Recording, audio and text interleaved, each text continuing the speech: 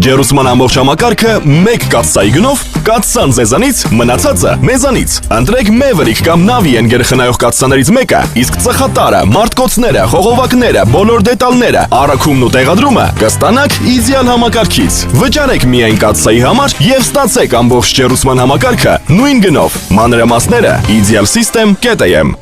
Իդեալ համակարգ 29 տարի դեպի կատարելություն։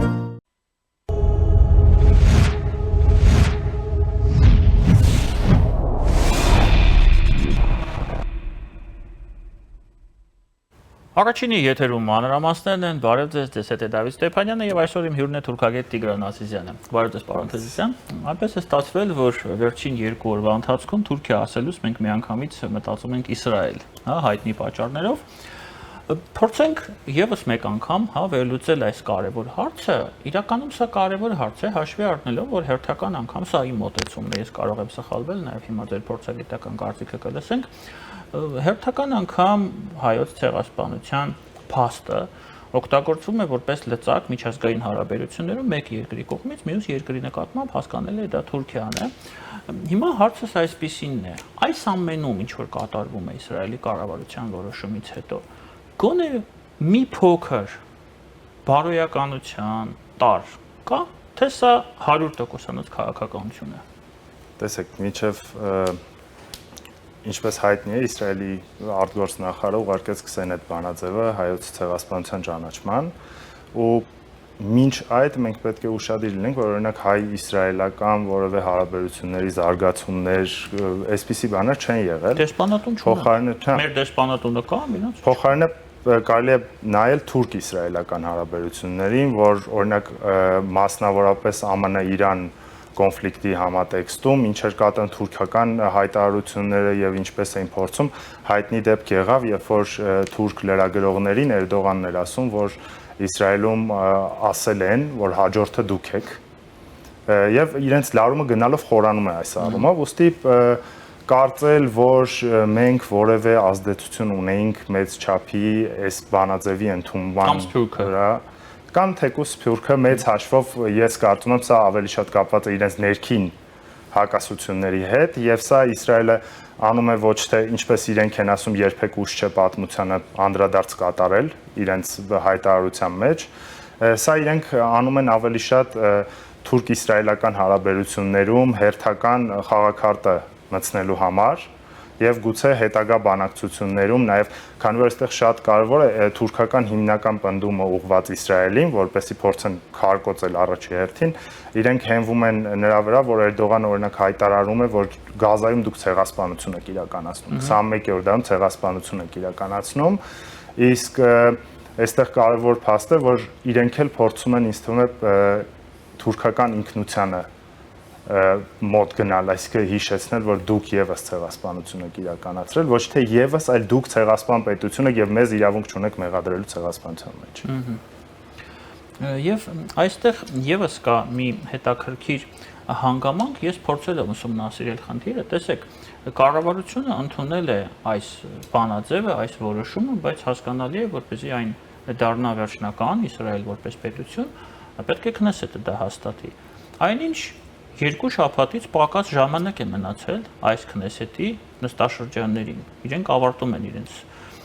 ժամկետները, աշխատանքի այս խորհրդարանը Իսրայելի եւ ընտրությունները լինելու են հոկտեմբեր ամսին։ Հիմա հարցս այսպիսինն է. արդյոք մենք կարող ենք սպասել, որ այս երկու շաբաթվա ընթացքում, 13 օրվա ընթացքում Քնեսետը կքննարկի այս փաստաթուղթը որևէ հանձնաժողովներից մեկը, ես չգիտեմ որ մեկն է քննարկելու, եւ այն կմտնի լիագումարի օրակարգ եւ կընդունվի։ Դա սպասելի է ձեր կարծիքով։ Կարծում եմ ոչ այդքան, որովհետեւ այստեղ հարցի այնպես չի, որ ամենաառաջնային կարևորությունն ունի Իսրայելի արտաքին քաղաքականության օրակարգում հայոց ցեղասպանության հարցը։ Ավելի շատ խաղաքարտի մակարդակով կօգտագործեն ինձ թվում է եւ այստեղ նաեւ շատ հետաքրքիր է Թուրքիայի եւ Ադրբեջանի արձագանքները, որովհետեւ օրինակ Ադրբեջանի դեպքում Ադրբեջանը ունենալով Իսրայելի հետ սերտ համագործակցություն, ինչպես գիտենք, փորձեց ավելի մեղմ արձագանքել, ավելի շատ փորձեցին թիրախավորել մեզ քան Իսրայելին այս պարագայում, մասնավորապես մեղադրելով պատմության ինչ որ էջեր վերհանելու եւ փորձելու եւ նման բաների մեջ, իսկ Թուրքիայի դեպքում օրինակ նախագահ Էրդողանի արձագանքը շատ կոշտ էր։ Այսինքն այն փաստը, որ մենք նշում ենք, որ փորձել են թուրքական ինքնությունը վիրավորել, սա կարելի ասել, որ ինչ-որ չափով ստացվել է, որովհետեւ Էրդողանը իր ընդհանուր խոսքի մեջ հասավ ընդհուպ այնտեղ, որ ցամաքային գործողություններ դեպի Իսրայել ուղղված թուրքական բանակը պատրաստ է եւ այլն, ինչի մասին օրինակ Նետանյահուն արձագանքեց, որ մենք ԱՄՆ-ին ուղղակի տեղյակ կպահենք ձեր նման եւ իմ կարծիքով սա քաղաքարտի մակարդակով իրենք այսպես փոխհրաձգությունը շարունակվելու է մինչեւ ՆԱՏՕ-ի գագաթնաժողովը եւս այստեղ դեր է խաղալու եւ քննարկվելու են նաեւ Թուրքիա-Իսրայել հարցերը, ինձ թվում է, ու տարածաշրջանը ստաբիլիզացնելու համար իմ կարծիքով ինչ որ կետից նրանք գնալու են քաղաքական խոսակցությունների արդեն եւ այդ քաղաքական խոսակցությունները այո այս կետը որպես խաղաթուղթ Իսրայելը փորձելու է նաև օգտագործել փոխարենը Թուրքիայից ինչ որ մի բան ստանալու համար։ Այսինքն այս համատեքստում ճիշտ կլինի, եթե մենք ենթադրենք, որ այս ժամանակահատվածը, երբ Իսրայելի խորհրդարանը փաստացի գնում է արձակուրդ 2 շաբաթ հետո, ոչ պատահական է ընտրվել, այստեղ եղել է քաղաքական հաշվարկ։ Մենք կարող ենք սա ենթադրել, եթե շարունակեմ ձեր միտքը հիմա։ Կարող ենք, ըստ էության կարող ենք ենթադրել, որ կա նաև քաղաքական հաշվարկ, որովհետև հաշվարկը միայն խորհրդարանով պայմանավորված չէ լինի, ինձ թվում է նաև պայմանավորված է ՆԱՏՕ գագաթնաժողովով, որի ընթացքում դաշնակիցները օրինակ Թուրքիայի հետ կնճռոտ հարցեր քննարկելու են, եւ այդ հարցերից մեկը լինելու է Իսրայելը։ Այս մասին օրինակ Մարկո Ռուբիոն նշել է, որ ամենագլխավոր հարցերը խոսացվելու են Անկարայում եւ ոչ մի հարց կիսատ չի մնալու, մենք քննարկելու ենք դաշնակիցների հետ բոլոր հարցերը։ Այսինքն դրան ընդառաջ Իսրայելը փորձում է այսպես ասած որպես հաղթաթուղթ, խաղաթուղթ օգտագործել հերթական անգամ ցեղասպանության հարցը, որպեսզի իր բանակցային դիրքերը մի փոքր ավելի ամրապնդի եւ այդ քննարկումների ժամանակ, որպեսզի դա էլ առաջ բերվի, որ մենք էլ կարող ենք սա անել, եթե դուք չեք գնա համաձայնության։ Տեսեք, այո, Իսրայելը միայն այդ ուղղությամբ չի աշխատում ըստ էության Թուրքիայի դեմ, հայտնի են օրինակ իսրայելահունական համագործակցություն, իսրայելահնդկական, իսրայելակիպրոսական համագործակցություններ, այստեղ կարող ենք ասել նաև իսրայելա-ադրբեջանական, ուղղակի այնտեղ Ադրբեջանի համար ավելի բարդ իրավիճակ է ստեղծվելու, իսկ ՆԱՏՕ գագաթնաժողովում եւ ՆԱՏՕ քարտուղար Ռյութեն եւ Մարկ Ռուբիոն հայտարարել են, որ քննարկելու են դաշինքից դուրս կոնֆլիկտային տարբեր հարցեր դաշինքին վերաբերվող։ Սա նշանակում է, որ Իսրայելը միանշանակ լինելու է օրակարգում, Իրանը միանշանակ լինելու է օրակարգում, եւ այն պայմանավորվածություններն ու բանակցությունները, որ հիմա ընթանում են Իրանի եւ ԱՄՆ միջև, սրանց մեջ նաեւ գլխավոր դերերից մեկում են Իսրայելը եւ Թուրքիան, ուստի ունենալ թեկուզ փոքր, բայց ամեն տեսակի խաղաքարտ իրենց համար այս պահին ընդունելի է։ Ուստի իրենք չեն վավերացնի, ինձ թվում է, բայց սա կօգտագործեն։ Դուք էլ նշեցիք ձեր խոսքում, սա էլ է շատ կարևոր, հուլիսի 7-ից 8-ը Անկարայում տեղի ունենալու ՆԱՏՕ-ի գագաթնաժողովը եւ սպասվում է, որ այնտեղ լինելու են նաեւ մեր ներկայացուցիչները։ Ամենայն դեպս այդ մասին խոսվում է, չնայած դեռ ցանկը չկա հրավիրվածների, Հայաստանի, Ադրբեջանի, այսինքն մենք կարող ենք ենթադրել, որ այս ՆԱՏՕ-ի գագաթնաժողովին Թուրքիայում հաշվի առնելով այն նաեւ վայր անցկացման, նաեւ քննարկվելու են մեծ տարածաշրջանի, ինչպես ասում են ամերիկացիները, մեծ մերձավոր արևելքի խնդիրները, եւ այդ թվում նաեւ կքննարկվի այն խնդիրները, որոնք կան Հայաստանի եւ Ադրբեջանի միջև այս պահին։ Առնվազն հայտարարությունների մակարդակով հաստատել են, որ հենց այդպես է լինելու է, տարածաշրջանային խնդիրներ քննարկվելու են։ Մյուս կողմից նաև հայտարարվել է, որ քննարկվելու են եվրոպական դաշնակիցների հետ կապված խնդիրները, որին օրինակ ԱՄՆ բախվել էր իրանական գործողությունների ընթացքում, երբ որ Իսպանիայի հետ խնդիրներ առաջացան, Իտալիայի հետ խնդիրներ առաջացան դաշնակցային ափեր չտրամադրելու մասով։ Սա եւս հայտարարել են, որ քննարկելու են եւ տարածաշրջանային ընդհանուր անվտանգության եւ եվրոպական ու դաշնակցային մնացած դաշնակիցների դերերի մեծացման։ Այսինքն այն ինչ որ իրենք պահանջում են այսպայն հայտարարությունների մակարդակով, դա այն է, որ հասարակ սպառազինության, հակաօդային պաշտպանության ոլորտներում դաշնակիցները ավելի ակտիվանան։ Ինչի միջոցով Թուրքիան անում է։ քայլեր այդ ուղղությամբ եւ այստեղ կարեւոր է Թուրքիայի համար, քանի որ խոսվում է նաեւ միացյալ դաշինքային զորքերի ստեղծման մասին, որի հնարավորությունը օրինակ թուրք փորձագետներն գտնում են, որ 2028 թվականից Թուրքիային պետք է տրվի հրամանատարությունը, այստեղ նաեւ կարեւոր է, որ Թուրքիան հանդես գա այդ գագաթնաժողովին որպես տարածաշրջանի ընդհանուր խաղաղության երաշխավոր։ Եվ պատահական չէ նաեւ, որ օրինակ Հական Ֆիդանը հանդիպումներ ունեցավ գագաթնաժողովից առաջ ռուսական կողմի հետ։ Գնաց Կազան, Սերգեյ Լավրովին, Շոյգուին հանդիպեց, Պուտինին հանդիպեց վերջում ու գլխավոր միտքը, որ ուզում էր տեղ հասցնել արտգործնախարարը Թուրքիայի, դա այն էր, որ Թուրքիան մնում է միջնորդը խաղաղության, Թուրքիան մնում է տարածաշրջանում անվտանգության երաշխավորը, եւ Թուրքիան հետաքրքրված է տարածաշրջանում անվտանգությամբ։ Տեսեք, պարոն Ազիզյան, այստեղ այսպիսի մի զուգահեռ կարելի է նաեւ տանել, հասկանալի է, չէ, որ Թուրքիային Իսրայելի հետ կապված առնվազն առաջին հերթին չէ, որ հուզում են այն, ինչ Իսրայելը անում է Գազայում վերջին տարիների ընթացքում, եւ հասկանալի է, որ Իսրայելին առաջնահերթություն չէ իրենց համար այն, ինչ մեզ հետ թուրքերը արել են 111 տարի առաջ, չէ։ Բայց մենք տեսնում ենք, որ հրետորաբանությունը կառուցված է այս մակարդակով։ Հիմա փորձենք հասկանալ իրական քաղաքականությունը, real politics-ը որտեղ է։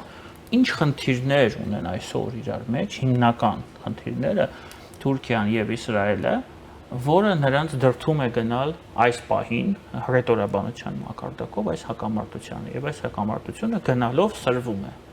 Իրական խնդիրները որոնք են, վտանգները, որոնք Թուրքիան տեսնում է Իսրայելից, Իսրայելը տեսնում է Թուրքիայից։ Մերձավոր Արևելքում ըստ էության նրանց շահերը չէին կարող չբախվել, լինելով ՆԱՏՕ-ի երկրորդ բանակը եւ Իսրայելը լինելով որպես ԱՄՆ մոտ դաշնակից երկիր, այստեղ դիրքավորումների հարց ունեն իրար հետ, քանի որ ազդեցության գոտիների մեծացման նկարտումները նաև բերում են նրան, որ օրինակ Սիրիայում, երբ որ թուրքական բանակը գործողություններ իրականացրեց, Իսրայելը նույնպես որոշակի գործողություններ իրականացրեց։ Այս շահերը բախվեցին ուղիղ ձևի իրենց, եւ բացի այդ էլ Իրանի հակամարտության ֆոնին Իսրայելը շարունակում էր պնդել, որ հաջորդը Թուրքիան է։ Այսինքն, եթե Իրանում ելքը չլիներ այնպիսին, ինչպիսին որ կա, այլ փորձեր հաջողություն գնացել իսրայելական այն նպատակը, որ Իրանը դառնար failed state, այս պարագայում Իսրայելը Մերձավոր Արևելքում հեգեմոն դիրքերում կհայտնվեր։ Եվ սա անթույլատրելի է իմ կարծիքով Թուրքիայի համար։ Թուրքիայի համար ավելի լավ է, որ ինքը իր ներկա ռազմական ներկայությունները պահպանի եւ իր շահերին չբախվեն ավելի այնպիսի շահեր, որոնք կարող են թույլատրել իր դիրքերը եւ դաշինքում եւ տարածաշրջանում։ Այսինքն,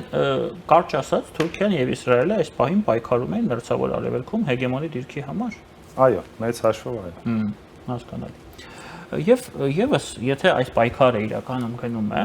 նաեւ երևի թե շատ կարեւոր է այն հայտարարությունը, որ արել է նախագահ Թրամփը պատասխանելով լրագրողների հարցին Թուրքիային F-35 կործանիչների հնարավոր մատակարարման մասին հարցին, նա հայտարարեց, որ կարող է ուրախացնել Անկարային ՆԱՏՕ-ի գագաթնաժողովին իր այցի ժամանակ, եւ դա բավականին լուրջ, ես տեսնում եմ դա հրապարակումների տեսքով, հրապարակումներում դա արտահայտվում է, արտացոլվում է թուրքական մամուլում, մեծ անհանգստություն է առաջացնում Իսրայելում։ Իսկ Թուրքիայում որոշակի հույսեր, որովհետև որքանով ես հասկանում եմ, ես իհարկե ռազմական փորձագետ չեմ, F-35-ը այս պահին այդ կործանիչները այն զենքն է, որը կարող է լուրջ փոփոխություն մտցնել այդ ռազմական բալանսում, հա, Թուրքիայի եւ Իսրայելի միջև։ Եվ հիմա այդ F-35-ի մատակարարման հարցն է, որ կարող է փոփոխություն մտցնել։ Նաեւ ես ուզում եմ ձեր հիշեցնել, որ ժամանակին այդ նույն բանը տեղի ունեցավ Հունաստանի եւ Թուրքիայի միջև, երբ ամերիկացիները մատակարարումներ արեցին եւ միանգամից իրավիճակը փոխվեց Թուրքիայի եւ Հունաստանի միջև։ Ես դրանից եմ ենթադրում, որ սա շատ կարեւոր տակտիկական ռազմավարական նշանակության զենք է։ Դուք ինչ եք մտածում այս ամենի մասին։ F-35-ների խոսակցության հետ կապված, ինչպես հայտնի էր, այնտեղ ռուսական հակաօդային պաշտպանության զենքեր ձեռք բերելու եւ դրանից այնուհետեւ չհրաժարվելու հիմքով Թուրքիային չտվեցին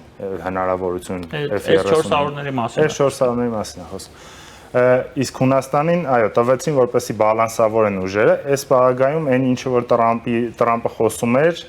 դրա մասին խոսակցությունները բավական ավելի խորն են գնացել եւ իմ կարծիքով այն լուրերը հիմա որ շրջանառվում են եւ ամերիկյան դաշտում եւ Թուրքիայում, դա կապված է General Electric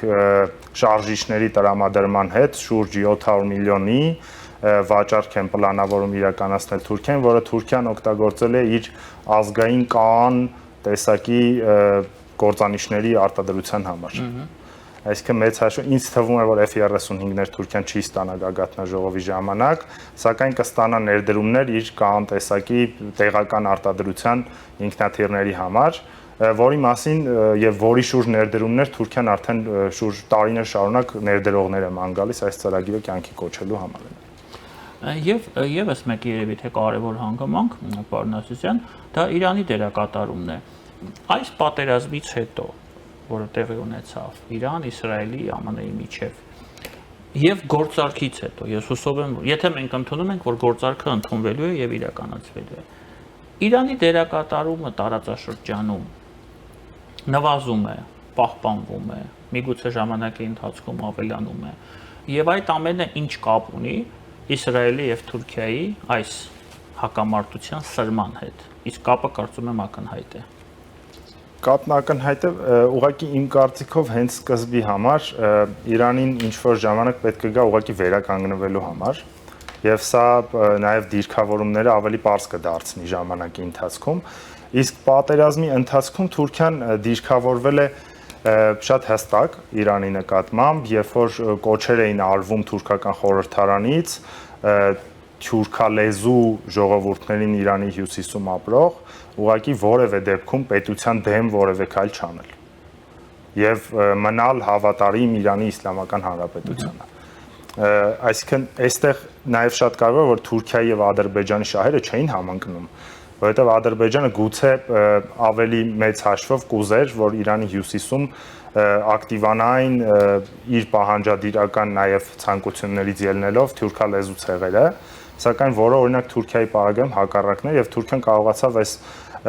հարցի բերումով թե կոչերով, թե հայտարարությունների մակարդակով ցույց տալ Իրանին, որ շահագրգռված չէ որևէ կերպ Իրանի ներքին գործերին խառնվելու եւ ձգտում է փորձել օգնել Իրանին խաղաղություն հաստատելու հարցում։ Պարոն Ասիսյան, իդեպ հերթական անգամ կարծում եմ այդ մասին պետք է խոսել, թուրքալեզու իրանցիները կամ ադրբեջանցիները կամ ատապատականի բնակիչները տարբեր կերպ են իրենց անվանում, իրականում արդյոք ես շատ եմ լսում այս թեման, այս խոսակցությունները, արդյոք դրանք ավելի մեծ վտանգ չեն ներկայացնում նույն Ալիևի իշխանության համար, ես հատուկ եմ ասում իշխանության համար, քան կարող են ինչ-որ օգտակար կերպով օգտագործվել Ադրբեջանի համար, հաշվի առնելով, որ այնտեղ է ապարող այդ թուրքախոս ադրբեջանցիները կամ իրանցիները մի քանի անգամ առնվազն գերազանցում են Ադրբեջանի բնակչությունը։ Եվ մի տեսակ տրամաբանական չէ, որ իրենք միանան Ադրբեջանին, միգուցե կարող է նաև հակառակը տեղի ունենալ։ Ես հիշում եմ, որ տարիներ առաջ այդպիսի մի իսլամագետ կար Մոսկվայում, Հեյդար Ջեմալ, դուք էլ վստահ եմ գիտեք, նա մահացել է արդեն, ինքը ասաց, որ դա ուղղակի ապուշություն է այդպիսի խոսակցությունները, որովհետև եթե դա տեղի ունենա, այդ հարավային Ադրբեջանը ուղղակի կուլ կտա հյուսիսային Ադրբեջանին եւ ոչ թե հակառակն է լինելու։ Սա ուղղակի որպես կարծիք։ Դուք ինչ եք։ Այստեղ նաև ի հավելում ուղղակի ասեմ, որ իմ կարծիքով խոսքը չի գնում այդ տարածքներն ու այդ ժողովրդի միացնելու Ադրբեջան պետությանը, այլ շատ հռետորաբանությունը ուղղված է նրա միջազգային շահերի տեսանկյունից պահանջատիրությունը մեծացնելու ուղղությամբ, ազդեցությունը մեծացնելու ուղղությամբ։ Ինձ չի թվում, որ Ադրբեջան պետության օրակարգում է Իրանի հյուսիսային շրջանները միացնել իրեն կամ իրենք պատկերացնում են նման սցենար։ Մեծ հաշվով ոչ։ Ուղղակի սա Ինչ են ուզում իրենք։ Ադրբեջանցիները ինչ ազդեցություն ունենալ Իրանի ներսում։ Հա։ Իրանի ներսում։ Հա։ Հարևանի մոտ մեծ համայնք եւ ազդեցություն ունենալը միշտ Իսկ այդ քաղաքական խաղակարտը աշխատում է ըստ ձեզ։ Երբեմն աշխատում է, երբեմն ոչ։ Որտեւ ես նաև կներեք կարծիքներ եմ լսում, որ այդ մարդիկ իրենց ադրբեջանցի չեն համարում իրականում, համարում են Պարսկաստանի քաղաքացիներ, Իրանի քաղաքացիներ եւ ընդհանրապես այտենց ինչ-որ սեպարատիզմի, հա, անջատողականության տարեր այնտեղ չկա, դա էլ է կարծիք, ես չգիտեմ, ես այնտեղ չեմ եղել։ այստեղ պատասխանը իրական եւ է, որովհետեւ կան խմբեր, որոնք համարում են եւ իրենց շեշտադրված են, որ իրենք թյուրքա լեզու են, եւ կամ խմբեր, որոնք ավելի հակված են դիրքավորվել որպես Իրանի քաղաքացիներ։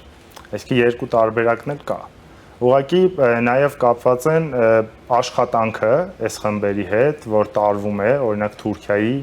կողմից մշտապես ակտիվ պահելու որոշ խոսակցություններ այս համայնքների ներսում եւ շրջաններում թուրքականության շուրջ, թուրք-իրանականության շուրջ, այսպիսի, այսինքն ես նորից հետ եմ գալիս եմ մտքին, որ սա ավելի շատ որպես ազդեցության գործիք է, քան թե որ թուրքական օրինակ երկրները ձգտում են մասնատել Իրանը։ Պարոն Ասիզյան, երկար տարիներ, երևի թե երրորդ Հայաստանի Հանրապետության գոյության բոլոր տարիներին բացառությամբ հասկանալի պատճառներով պարոն Ռոբերտ Քոչարյանի լեգիսլատուրայի տարիներին բոլոր վարչակազմերը եւ Լևոն Տեր-Պետրոսյանի, եւ Սերժ Սարգսյանի, եւ Նիկոլ Փաշինյանի փորձել են Թուրքիայի հետ հարաբերությունները կարգավորել, Քոչարյանը հակառակն է արել, առաջի պլան մղելով ցեղասպանության միջազգային ճանաչումը, հասկանալի եւս պատճառներով այդտեղ ժամանակ չկորցնենք։ Փորձել են Թուրքիայի հետ հարաբերությունները կարգավորել, նպատակ ունենալով հայ-թուրքական սահմանը բացել։ Հիմա այդ ջանքերը շարունակվում են։ Հիմա հարցը այսպեսինն է. մենք ունեցել ենք տարածաշրջանում լուրջ ստատուս քվոյի փոփոխություն, ինչը ցավոք մեզ համար կապված է Լեռնային Ղարաբաղի Արցախի կորուստի հետ։ Այստեղ եկել է Ամերիկայի Միացյալ Նահանգները։ Ամերիկայի Միացյալ Նահանգները ներկա է Հայաստանի տարածքում թրիփ նախագծում եւ լուրջ տնտեսական ներկայություն ունի, ինչպես մենք տեսնում ենք IT ոլորտում, ԱԲ ոլորտում։ Ունեն ներկայություն Ադրբեջանում, քաղաքական առնվազն, որովհետեւ Ադրբեջանին բերել են այս տրամաբանության մեջ, որը իրենք են առաջ տանում խաղաղության օրակարգ, եւ մենք տեսնում ենք, որ աճում է ամերիկյան ներկայությունը Թուրքիայում։ ՆԱՏՕ-ի սամիթը, Գագաթնաժողովը, Իսրայել-Թուրքիա հարաբերությունները, որտեղ սպասվում է, որ դեռ էլի աճել։ Այո, շարունակելու է աճել, որովհետև Ամերիկան սկսում է լուրջ հարցեր լուծել տարածաշրջանում։ Եվ ով ինչ ասի, Իրանը-ամերիկյան պատերազմի ավարտից հետո ԱՄՆ-ն իր խնդիրները լուծում է, մենք դա տեսնում ենք։ Մերձավոր Արևելքում իր ազդեցությունը շարունակում է աճել պատերազմից հետո, չնայած իրենք հաղթանակ չեն տարել։ Հիմա այս ամենը հաշվի առնելով, որ ԱՄՆ-ն միշտ հետաքրքրված է եղել հայ-թուրքական սահմանի բացման մասով, ինչ որ կերպ կանրադառնա ձեր կարծիքով մոտակա ամիսներին, միգուցե մոտակա տարիներին հայ-թուրքական հարաբերությունների եւ մասնավորապես սահմանի բացման հեռանկարների վրա։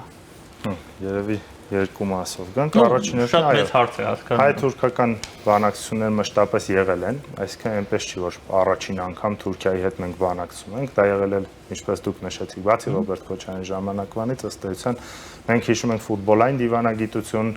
Ցյուրիխի արձանագրություններ, աշխարհակահաղական իրավիճակն է եղել այլ։ Այո։ Ուղղակի ներկայումս եւ ԱՄՆ ներկայությունն է օգնում, որպեսզի Թուրքիան հետաքրքրված լինի։ Այսինքն Թուրքիային կարող է սկսել հետաքրքրել Հայաստանի հետ սահմանի բացումը։ Իրենք մեծ հաշվով հղում են տալիս հայ-ադրբեջանական կոնֆլիկտին, նշելով, որ բոլոր կնճռոտ հարցեր կան, որոնք դեռ լուծված չեն եւ լուծման պարագայում իրենք պատրաստ են։ Այստեղ մեր հանրության համար շատ կարեւոր է իմանալ, որ հայ-թուրքական սահմանը դրա փակումը որևէ կերպ կապված չի մեր ցանկության հետ։ Հայ-թուրքական սահմանը փակել են Թուրքիա եւ մեր գործողությունների հետ նույնիսկ։ Այո, եւ հետեւաբար բացելու բանալին նույնպես թուրքերի ձեռքում է մեծ հաշվով։ Այստեղ նաեւ կարելի է մեջբերել տնտեսական ակտիվությունը, որը ստեղծում է ԱՄՆ-ն տարածաշրջանում։ Իսկ ԱԲ-ի շուրջ կապված ներդրումները եւ խոսակցությունները Հայաստանում հիմա նույն խոսակցությունները ծավալվում են նաեւ Թուրքիայում, որ ԱՄՆ կարող է ներդրումներ իրականացնել այս արհեստական բանականության հետ կապված կոնկրետ Թուրքիայում։ Թրիփ նախագիծը, որի արդյունքում Հայաստանը կարող է շատ կարևոր օղակ դառնալ ընդհանրապես միջին միջանցքի հասկացողության եւ նաեւ Ադրբեջանը Թուրքիային կապող ապրանքաշրջանառության մեջ։ Եվ նման նախադրյալների դեպքում ժամկետների մասով չեն կարող հստակ ասել, որովհետեւ էլի մեզանից ամիսներ եւ տարիներ։ Բայց իմ կարծիքով Հայաստանից սա պահանջում է աշխատանք, ամենօրյա դիվանագիտական աշխատանք ու ջանք, վերլուծական ջանք, որպեսզի կարողանան ճիշտ աշխատել եւ ճիշտ արձագանքել տարբեր իրադարձություններին, որոնք կարող են օրինակ շուտով այդ ներդրումների տեսքով տարածաշրջանում հայտնվել, տարբեր ընկերություններ, տարբեր նպատակներով, մենք պետք է իմանանք, ուսումնասիրենք, հասկանանք մեր դերը եւ փոխկապակցվածությունը ու շահերի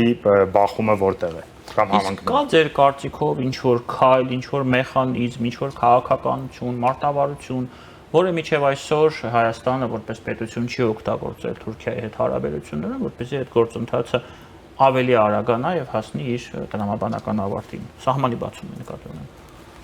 Ըստ էության Հայաստանը իր ձեռքում եղած գործիքակազմը օգտագործել է։ Մենք այս պահին օրինակ ցավոք ԵԱՏՄ շրջանակներում լուրջ խնդիրներ ունեցող պետություն ենք եւ նույնիսկ Թուրքիային չենք կարող առաջարկել նման մի շուկա մուտք, որպեսզի կարողանար, որովհետեւ այս ինտեգրացիոն կառույցը իր ոչ էֆեկտիվությունը հենց այս պահին մեզ ցուցադրում է։ Եվ ինձ թվում է մնացածը աշխատանքի հետ է կապված, Թուրքիայի օրինակով կարող եմ ասել հենց, աշխատանք ասելով ինչի նկատի ունեմ, օրինակ ռուս-ուկրաինական կոնֆլիկտից հետո Թուրքիայում կամ դրան զուգահեռ Թուրքիայում արտգործնախարար դարձավ իրենց արտաքին հետախուզության ծառայության պետ Աքան Ֆիդանը, ով իմ բնորոշմամբ շատ հաջող եւ ծավալի աշխատանք է կատարում տարբեր ուղղություններով։ Այսինքն իրենք չեն զլանում անընդհատ կապի մեջ լինել Իրանի, Ռուսաստանի, թուրքական աշխարհի երկրների, արաբական երկրների եւ միևնույն ժամանակ նաեւ իրենց ռազմական դաշնակիցների հետ։ Եվ քննարկում են բոլոր հնարավոր սցենարներ։ Երբեմն թվում է, որ Թուրքիան դուրս է գալիս թույլատրելի մակարդակից, անցնում է ուրիշ, օրինակ Շանհայի կազմակերպության ժամանակ, երբ որ հետաքրքրություն հայտնեց Թուրքիան, նման խոսակցություններ էին գնում։ Դա իմ կարծիքով իմ բնորոշմամբ այդպես չի։ Իրենք ուղղակի աշխատում են ակտիվ, նախաձեռնող են եւ բոլոր ուղղություններով են աշխատում։ Չեն զլանում ամեն ինչի մոտիկից ծանոթանալ։ Պարոն Ազիզյան, դուք որպես օրինակ նշեցիք Հական Ֆիդանի նշանակումը, հա, արտաքին հետախուզությունից, արտաքին գործերի նախարար, կադրային քաղաքականությունը։ Հիմա մի փոքր խոսենք մեր կադրային քաղաքականությունից, այս առումով հասկանում եմ, որ համեմատելի չէ, համալրելի չէ, բայց այնուամենայնիվ մեր ընդդիմությունը, մենք ընդդիմություն էլ ունենք,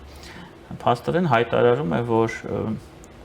Ռուբեն Ռուբինյանի նշանակումը ազգային ժողովի նախագահի պաշտոնում Ալին Սիմոնյանի փոխարեն, դա քայլ է, որով իշխանությունը փորձում է հաջողանալ Թուրքիային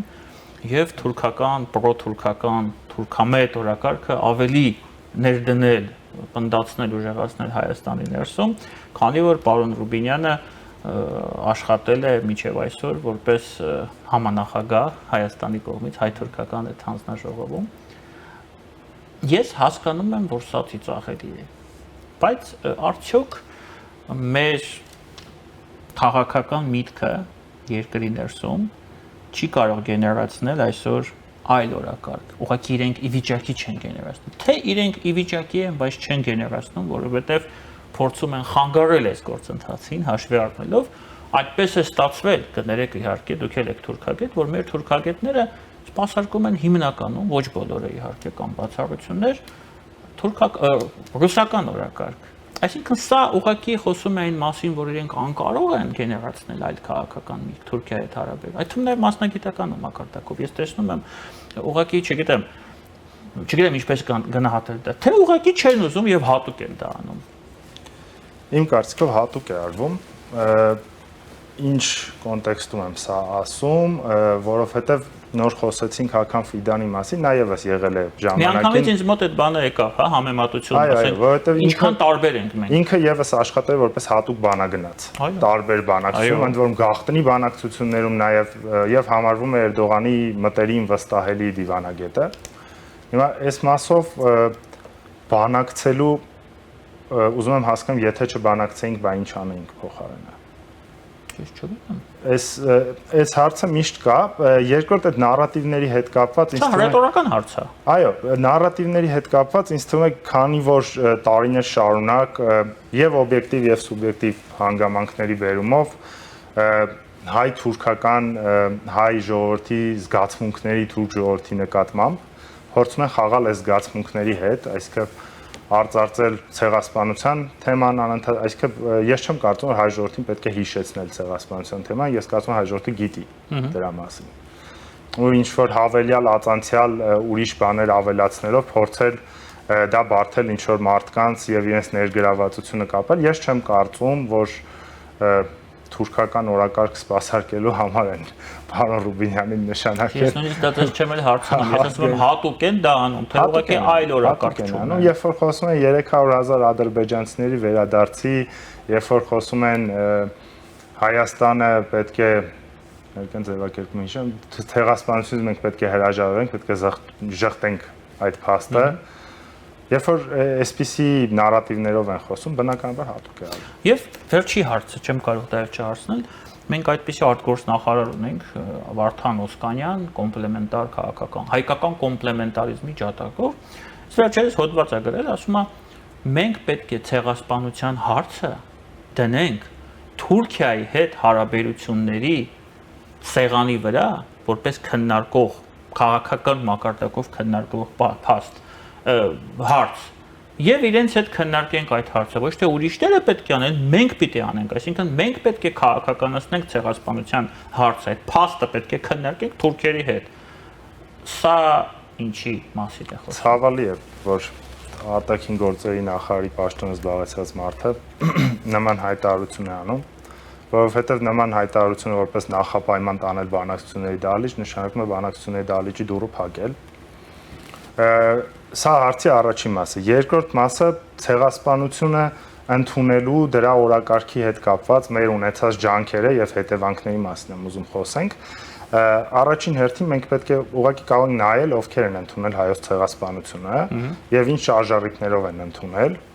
եւ ովքեր նաեւ որ երկրներն են ավելի ակտիվ խոսում դրա մասին։ Սա այս Իսրայելի համատեքստում շատ կարևոր է եւ ովքեր են ավելի ակտիվ խոսացել հայոց ցեղասպանության մասին։ Ավելի ակտիվ խոսացել են Բրյուսելում, որտեղ Եվրոմիության անդամակցության հետ կապված Թուրքիայի հետ ունեին շատ լուրջ խնդիրներ, խոսել են Հունաստանում, որտեղ մինչև այսօր սահմանային լուրջ խնդիր Կիպրոսի խնդիր ունեն, խոսել են Կիպրոսում եւ խոսել են Ֆրանսիայում, որտեղ Ֆրանսիան քաղաքական շատ լուրջ խնդիրներ ունի պատմական Թուրքիայի հետ, եթե հետ գնանք իրենց կայսրությունից սկսած, բայց ավելի ժամանակակից հենց Եվրոմիության շրջանակներում արտադրական եւ տնտեսական բազմաթիվ շարժերի հետ կապված իրենք խնդիրներ ունեն եւ կարելի է նաեւ նկատել երկրներ, որտեղ կան հայկական համայնք տեղում ձևավորված, որը ինչ որ չափով համայնքի ձայները ունենալու համար նախընտրական շրջանում, ինչպես օրինակ հայտնի Բարակ Օբաման, երբ որ ասաց մեծ եղերն, հենց կապված է, ինչքան ողջավորությունը մեծ էր, չէ՞, մեր շրջանում։ Եվ այստեղ պետք չի վհատվել այն իրողությունից, որ տարբեր երկրներ տարբեր ժամանակներում կարող են հիշել հայոց ցեղասպանության մասին։ Բոլոր երկրները ունեն իրենց շահերը, հետապնդում են միայն իրենց շահերը,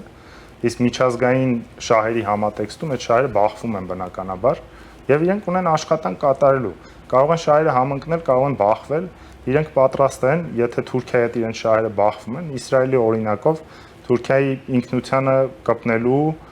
վիրավորելու տարբերակով, օրինակ հայոց ցեղասպանության թեման արծարծել։